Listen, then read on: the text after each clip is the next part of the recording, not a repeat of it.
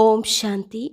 17 मई 2022 के ईश्वरीय महावाक्य पहले सुनते हैं। मुरली के मुख्य पॉइंट्स। बाबा ने कहा, इस समय प्रभु और माया का नाटक चल रहा है। तुम बाप के बनते हो और माया फिर अपना बना लेती है। यह माया भी बड़ी पहलवान है। बाबा ने कहा, तुम्हें सर्वशक्तिमान बाप से योग लगाकर ताकत लेनी है, इस माया को हराना है। यह बुद्धि योग बल की युद्ध बाप के सिवाय और कोई सिखला न सके।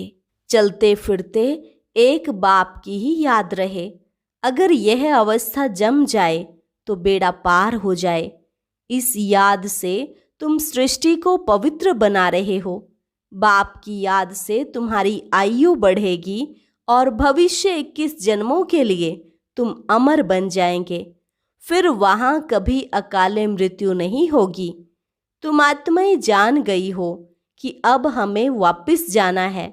यह तुम्हारी रूहानी यात्रा है। तुम्हें बाप का फरमान है, जितना हो सके मेरी याद में रहो।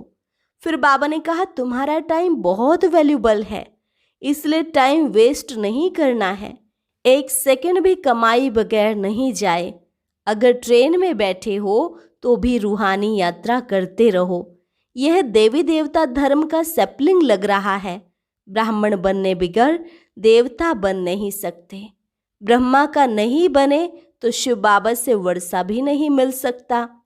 और लास्ट में बाबा ने कहा, बेहद के बाप ने जो रुद्र ज्ञान यज्ञ रचा है, इसमें तुम्हें सब स्वाहा करना है। इस यज्ञ की बहुत अच्छी संभाल करनी है। जो श्रीमत पर चलेंगे उनको बहुत बड़ी दक्षिणा मिलेगी। यज्ञ की अच्छी संभाल करते रहो तो तुम विश्व के मालिक बन जाएंगे। और अब सुनते हैं महावाक्यों को विस्तार से। मुरली का सार। मीठे बच्चे, आधा कल्प तुमने जिस्मानी यात्राएं की, अब रूहानी यात्रा करो। घर बैठे बाप की याद में रहना, यह है वंडरफुल यात्रा। प्रश्न, बाप को बच्चों की किस एक बात पर बहुत वंडर लगता है? उत्तर, जिस जागीर के लिए बच्चों ने आधा कल्प धक्का खाया, पुकारते रहे, वह जागीर देने वाला जब आया है तब उनका बनकर भी फारकती दे देते हैं तो बाप को वंडर लगता है। बच्चे चलते चलते ऊंच चढ़ने के बजाय बिल्कुल नीचे गिर पड़ते हैं। यह भी कैसा वंडर है। दूसरा प्रश्न, किन बच्चों को बाप द्वारा बहुत अच्छी दक्षिणा मिलती है? उत्तर, जो बाप के रचे हुए रुद्र यज्ञ की अच्छी संभाल करते हैं और सदा श्रीमत पर चलते हैं, उन्हें बाप द्वारा बहुत अच्छी दक्षिणा मिलती है। गीत, हमारे तीर्थ न्यारे हैं। ओम शांति। रूहानी यात्रियों ने यह गीत सुना। तुम बच्चे हो रूहानी यात्री। वह जो यात्रा पर जाते हैं उनको कहा जाता है जिस्मानी यात्री। वह जिस्मानी यात्रा भी आधा कल्प चलती है। जन्म बाय जन्म तुम यात्राएं करते रहे हो। वह जिस्मानी यात्राएं करके फिर भी लौटकर घर में आ जाते हैं। तुम्हारी यह है रूहानी यात्रा। वह होते हैं जिस्मानी पंडे, तुम हो रूहानी पंडे। तुम पंडों का उस्ताद कौन है? निराकार परमपिता परमात्मा। उनको कहा जाता है पांडव सेना का आदि पिता। तुम जानते हो हम देह अभिमानी थे, अभी बाप आकर देही अभिमानी बनाते हैं, आत्माओं को वापस घर ले जाने के लिए। अब तुम रूहानी यात्रा पर हो। इसमें कर्मेंद्रियों की बात नहीं रहती। यात्रा पर हमेशा पवित्र रहते हैं, फिर लौट कर आते हैं तो विकारी बन जाते हैं। यात्रा पर जाना भी गृहस्थियों को है। निवृत्ति मार्ग वास्तव में गृहस्थ धर्म से न्यारा है। यात्रा पर ले जाने वाले हमेशा ब्राह्मण होते हैं। गीत भी है, 4 धाम में फेरा किया, परंतु फिर भी बाप से दूर रहे। अब बाप यात्रा पर ले जाने के लिए तुमको पवित्र बनाते हैं। मुक्ति धाम, जीवन मुक्ति धाम में ले जाएंगे। फिर इस पतित दुनिया में आना ही नहीं है। वह जिस्मानी तीर्थ करके फिर लौट आते, आकर गंदे धंधे करते हैं। यात्रा पर क्रोध की भी मना करते हैं। खास वह टाइम पतित नहीं बनते हैं। 4 धाम की यात्रा करने में 3-4 मास लग जाते हैं। अभी तुम जानते हो हम आत्माएं जा रही हैं। बाप का फरमान है, जितना हो सके मेरी याद में रहो। यह है मुक्ति धाम की यात्रा। तुम वहाँ जा रहे हो, वहाँ के रहवासी हो। बाप रोज रोज कहते हैं, मुझे याद करो तो विकर्म विनाश होंगे और तुम आगे जाते रहेंगे। घर बैठे तुम यह यात्रा करते हो तो वंडरफुल यात्रा हुई ना। योग अग्नि से सब पाप कटते हैं। आधा कल्प तुमने जिस्मानी यात्रा की है। पहले अव्यभिचारी यात्रा थी, फिर व्यभिचारी यात्रा हुई। पूजा भी पहले एक शिव की करते हैं, फिर ब्रह्मा विष्णु शंकर की, फिर लक्ष्मी नारायण आदि की। अभी तो देखो कुत्ते बिल्ली ठिक्कर भित्तर आदि सबकी पूजा करते रहते हैं। बाप समझाते हैं, बच्चे यह सब है गुड़ियों की पूजा। शिव बाबा के और देवी देवताओं की ऑक्यूपेशन को जानते नहीं है। गुड़ियों का ऑक्यूपेशन नहीं होता है। शिव बाबा के ऑक्यूपेशन को न जानना वह जैसे पत्थर पूजा हो गई। फिर भी कुछ न कुछ मनोकामना पूरी होती है। सतयुग में जिस्मानी यात्रा होती नहीं, वहाँ मंदिर आदि कहाँ से आए। यह तो है भ्रष्टाचारी दुनिया। अपने को पतित समझते हैं, तब तो पावन होने लिए गंगा स्नान करते हैं। कुंभ के मेले का भी राज समझाया है। यह है सच्चा सच्चा संगम। गाया भी जाता है, आत्मा परमात्मा अलग रहे बहुकाल। सुंदर मेला कर दिया जब सतगुरु मिले दलाल। सतगुरु पतित पावन दलाल के रूप में आकर मिलते हैं। उनको अपना शरीर तो है नहीं। इस दलाल द्वारा तुम आत्माओं की अपने साथ सगाई कराते हैं, अथवा बच्चों को अपना परिचय देते हैं। बच्चे, मैं आया हूँ तुमको शांति धाम की यात्रा पर ले जाने, पावन दुनिया में ले जाने। बच्चे जानते हैं भारत पावन था। एक ही आदि सनातन देवी देवता धर्म था, आर्य धर्म नहीं था। आर्य और अनआर्य। अगर देवताओं को आर्य कहें तो आर्य धर्म में राज्य कौन करते थे? आर्य कहा जाता है पढ़े हुए को। इस समय सब अनआर्य अनपढ़े हैं, बाप दादा को जानते ही नहीं। उच्च ते उच्च है ही शिव बाबा, फिर ब्रह्मा विष्णु शंकर, फिर प्रजापिता ब्रह्मा, तो जगत अम्बा भी प्रजा माता ठहरी। इन द्वारा ब्राह्मणों की रचना होती है। यह है अडॉप्टेड चिल्ड्रन। कौन अडॉप्ट करते हैं? परम पिता परमात्मा। तुम जानते हो हम उनकी संतान हैं, परंतु बाप को भूल ऑर्फन बन पड़े हैं। गॉड फादर का कोई भी ऑक्यूपेशन नहीं जानते। बाप आकर फिर ऐसों को पावन बनाते हैं। बाप ही तुम बच्चों को पवित्रता की शिक्षा देते हैं। अब जहाँ जाना है उसको याद करना है। माया घड़ी घड़ी भुला देती है। युद्ध का मैदान है ना, तुम बाप के बनते हो, माया फिर अपना बनाती है। प्रभु और माया का नाटक है। बाबा का बनकर फिर आश्चर्यवत सुनंती कथंती भागंती हो जाते हैं। माया भी बड़ी पहलवान है। यह बुद्धि योग बल की युद्ध बाप के सिवाय कोई सिखला न सके। सर्वशक्तिमान बाप से योग लगाने से ही ताकत मिलती है। तुम जानते हो अब पवित्र बन फिर वापस घर जाना है। यहाँ पार्ट बजाने के लिए यह शरीर लिया है। हमने 84 जन्म पूरे किए हैं। यह है पिछाड़ी का छोटा सा महान कल्याणकारी युग। तुम सब ज्ञान गंगाएं ज्ञान सागर से निकली हो।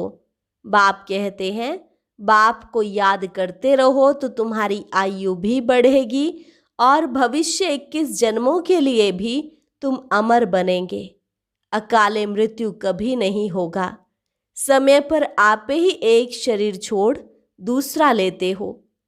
चलते फिरते बाप की याद में रहना है। इस याद से तुम सृष्टि को पवित्र बनाते हो। बाप आए ही हैं पावन बनाने। सैपलिंग भी उनका लगेगा जो देवता थे, अब शूद्र बने हैं और धर्मों में भी कन्वर्ट हो गए हैं। वह सब निकलते आएंगे। सबके अपने अपने सेक्शन हैं। यहाँ भी सबकी अपनी रस्म है। यह आदि सनातन देवी देवता धर्म का सैपलिंग लग रहा है। जो पहले ब्राह्मण बने थे वही आएंगे।